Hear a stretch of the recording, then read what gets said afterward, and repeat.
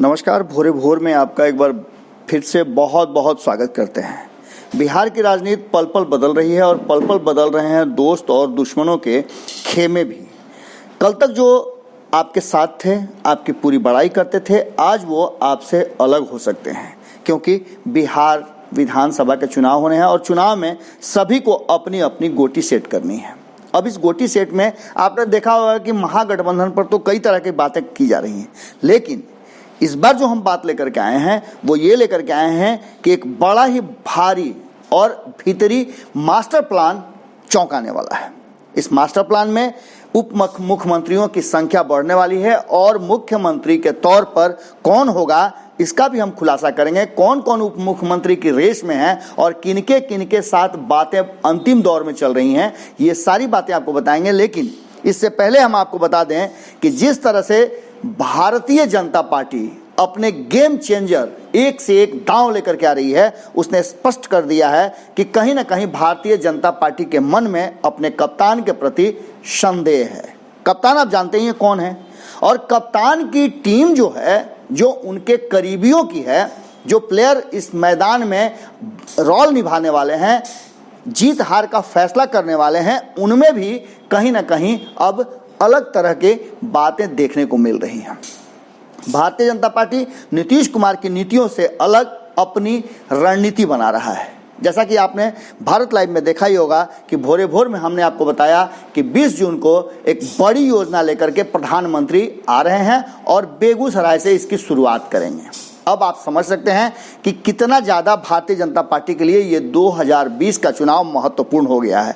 हमने आपको ये भी बताया था कि 2015 में जिस तरह से वो चूक गए थे, इस बार किसी तरह का कोई ऐसा रास्ता नहीं छोड़ना चाहते हैं जिससे उन्हें बाद में अफसोस करना पड़े। इसलिए पूरी मजबूत योजना और रणनीति बनाई जा रही है। इस रणनीति में कहीं ना कहीं एक नाम ऐसा है जो आपको चौंकाने वाला है और जो लगातार ये कहता आ रहा है कि हर हाल में वो भारतीय जनता पार्टी के साथ नहीं जाएगा।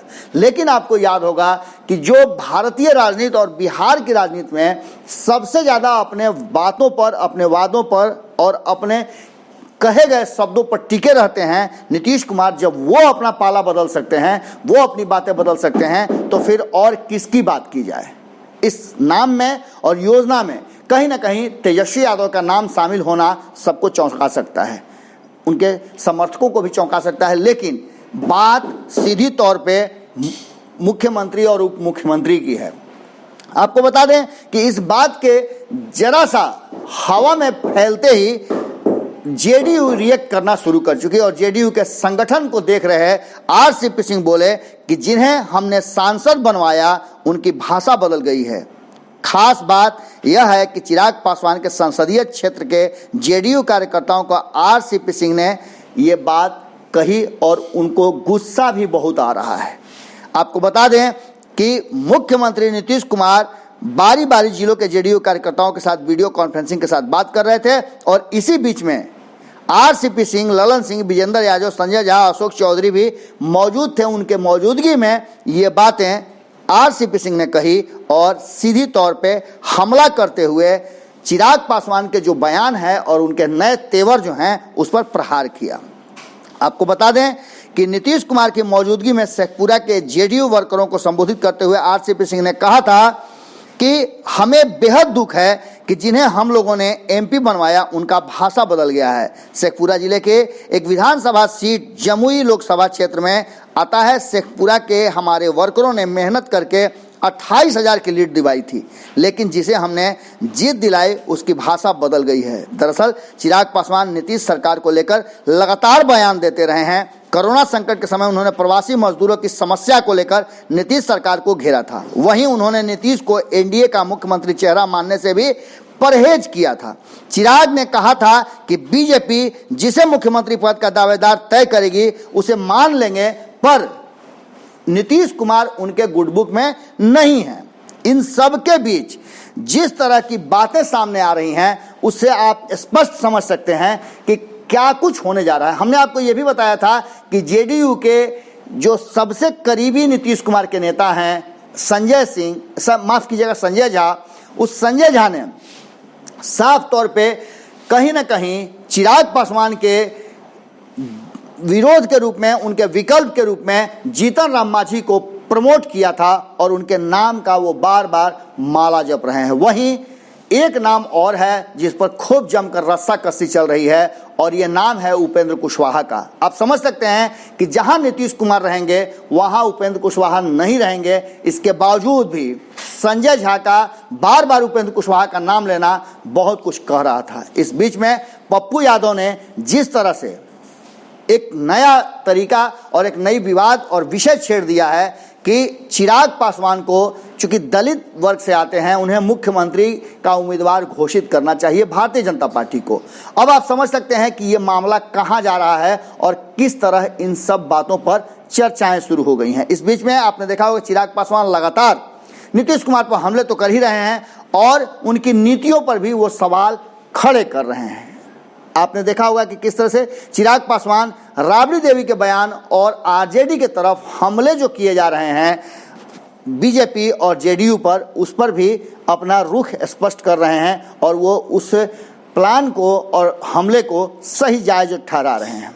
आपको बता दें कि बीजेपी का गेम प्लान भले कप्तान बनाने के लिए कुछ और रहा हो, पर आने वाले चुनाव को लेकर के बिल्कुल बदला सा नजर आ रहा है। हमारे जो सूत्र बता रहे हैं उस सूत्र में हमने आपको बताया था कि 4+1 यानी कि 4-1 का प्लान पर काम करना शुरू कर चुकी है भारतीय जनता पार्टी।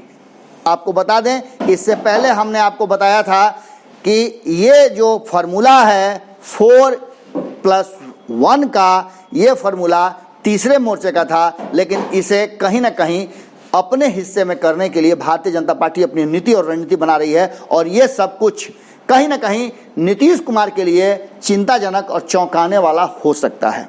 आपको बता दें कि एक तरफ जहां आरजेडी लगातार ये कहती आ रही है कि वो किसी हाल में भारतीय जनता पार्टी के साथ नहीं जाएगी, लेकिन बदली हुई परिस्थिति और स्थितियों को देखते हुए नीतीश कुमार को जिस तरह से सत्ता से बेदखल करने के लिए योजनाएं भीतर भीतर बन रही हैं, वो साफ बता रही हैं कि कहीं ना कहीं नीतीश कुमार इस बार के चुनाव में थोड़ी मुश्किल में जरूर हैं। हालांकि अगर नीतीश कुमार उधर जाते हैं तो कांग्रेस एक विकल्प के रूप में उनके साथ होगा और भी कई दल उनके साथ जुड़ सकते हैं और लड़ाई बड़ी ही दिलचस्प हो सकती है।